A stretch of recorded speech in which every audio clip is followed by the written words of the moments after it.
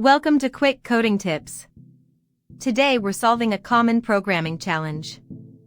Let's start by understanding the problem. I'd like to store a JavaScript object in HTML5 local storage, but my object is apparently being converted to a string.